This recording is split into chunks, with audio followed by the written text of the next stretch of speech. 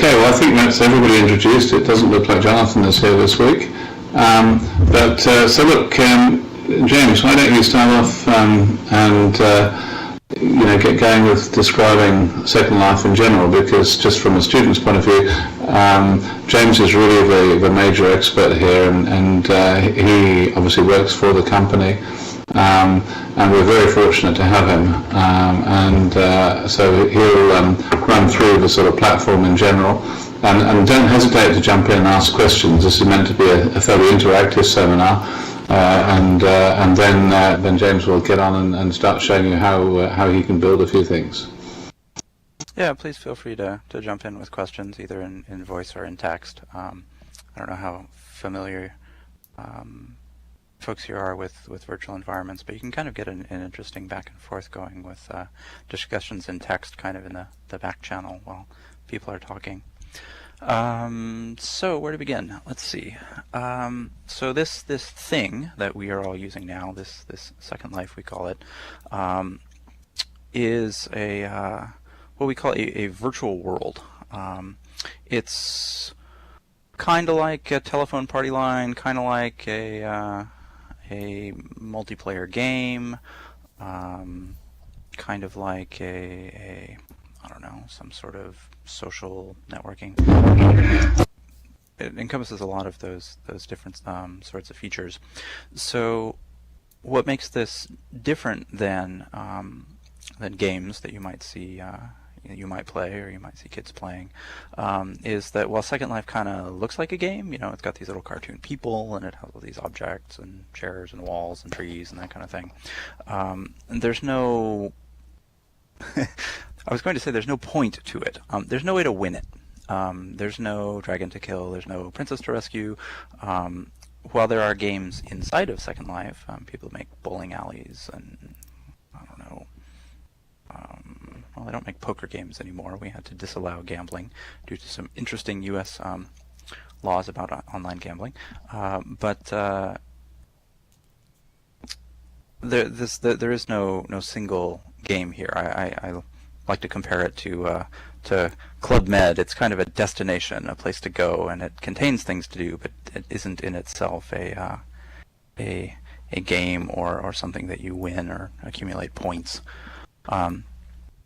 So looking around the screen, you may notice a thing in the upper right hand corner that says $L. After that is probably the number 0. That's your Linden dollar balance. So just like the real world has US dollars, or Club Med has beads that you can use to buy, cocktails or lawn chairs, the Second Life has its own currency system. So for example, you can take US dollars on our website, turn them into Linden dollars, and then spend those Linden dollars to buy things like clothing for your character or props for your part of the world. For example, this outfit that I'm wearing with these kind of neat sunglasses, I didn't build this. Some very talented clothing designer did, and I bought it for, if I remember correctly, about 150 Linden dollars, which is the equivalent of about 50 cents. So how many of you have heard of the concept of micropayments or microcurrencies? Yes.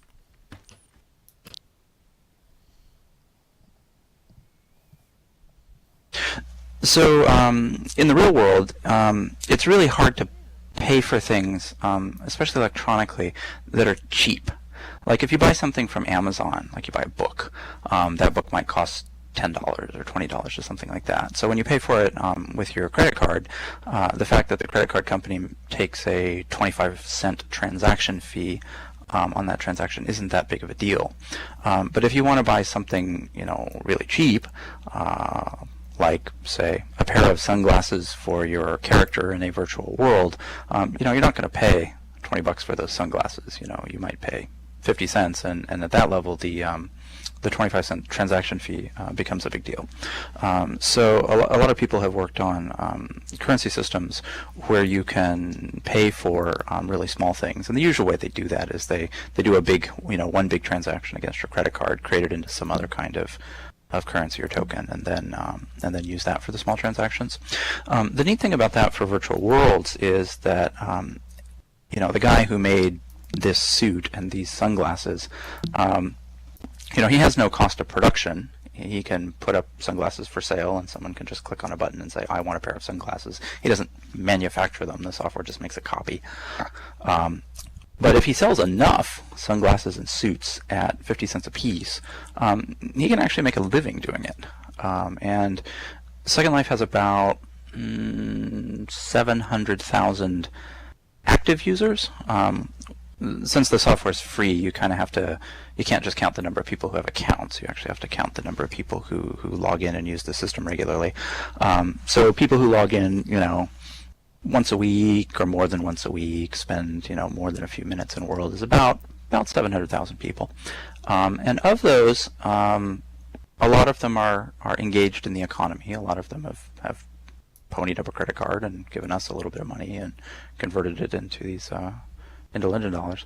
And there's about, I can't remember the statistics now. I think there's about 1,000 of them who have quit their day job, basically. Their full-time job is doing stuff in Second Life. They provide the sort of content, the chairs, the waves, the trees, all that sort of thing that everyone else finds interesting in the environment. People pay them for it in these Linden dollars, in this microcurrency, and then they can cash it out for US dollars or whatever their local currency is.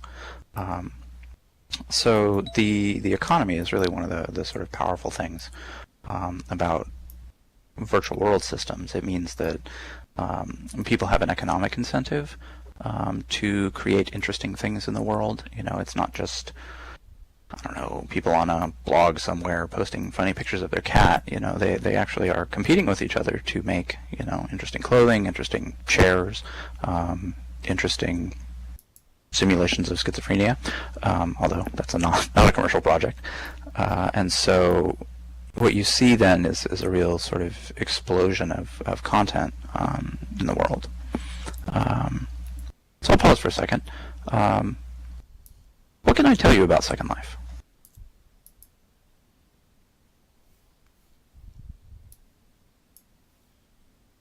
James, I'd be interested for you to talk about who actually uses Second Life and how sort of customer-driven it is. So, who uses Second Life? A lot of people use Second Life. A really broad swath of the population uses Second Life. So, again, I think contrasting it to games is sort of interesting. So, most games are played by teenagers and people in their early 20s. That demographic is starting to skew a little bit older as people who have grown up with video games are continuing to play them as they age. But for the sort of 3D interactive, either sports or shoot 'em up kind of games, those games are typically played by men. Second Life isn't, actually. Second Life is skews a lot older in demographic. I think our median age is 32 or 35, something like that. Which means for every 18-year-old in the system, there's somebody in their mid-50s. Likewise, the gender breakdown in Second Life is much more balanced than in most sort of traditional online gaming environments, especially multiplayer online gaming environments. Second Life, I think, is roughly 70% men and 30% women, as opposed to most of the sort of competitive shoot 'em up games, which are about 90% men and 10% women.